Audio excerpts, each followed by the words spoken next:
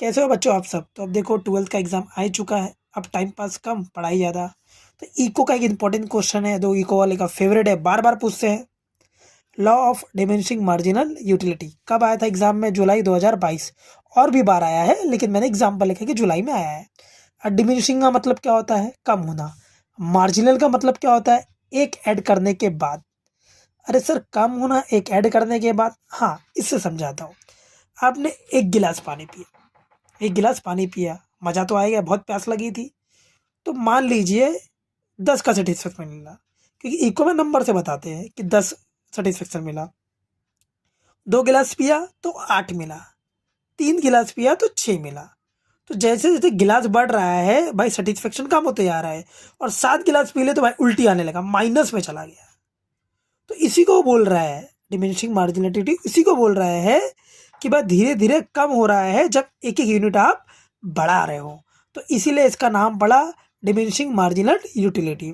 अब इसका इंट्रोडक्शन लिखना है पहले आपको, एग्जाम में आता है भाई 8 मार्क का। तो पहले इंट्रोडक्शन, स्टेटमेंट, टेबल, जैसे पूरा एग्जाम में लिखना है ना, पूरा वैसे बताऊंगा। तो लॉ ऑफ डीओमी वॉज फर्स्ट किसने प्रपोज किया था? Professor Gaussian. डिस्कस डिटेल में किसने किया था? अल्फ्रेड मार्शल ने। उनकी बुक थी प्रिंसिपल ऑफ इकोनॉमिक, पब्लिश 1890। ये आपका इंट्रोडक्शन हो गया। स्टेटमेंट, प्रोफेसर अल्फ्रेड मार्शल क्या बोलते हैं? अदर थिंग रिमेनिंग कांस्टेंट, ये सब में रहता है भाई।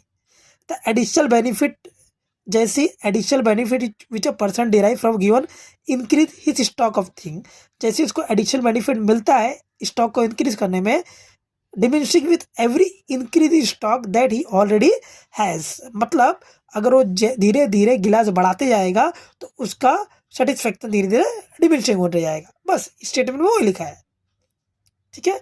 फिर टेबल आ गया, टेबल में वही, तो टेबल शो कर रहा है एमयू, एमयू क्या हो रहा है? डिमिनिशिंग हो रहा है।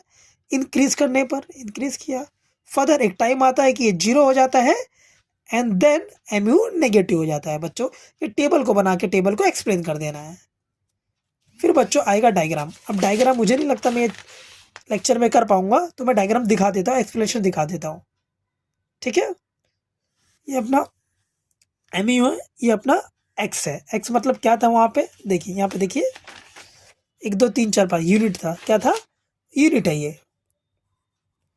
तो ये बोल रहा है कि भाई 10 था तो एक, सॉरी, एक था, एक गिलास पिया तो 10 मजा आया, 2 गिलास पिया तो 8 मजा आया।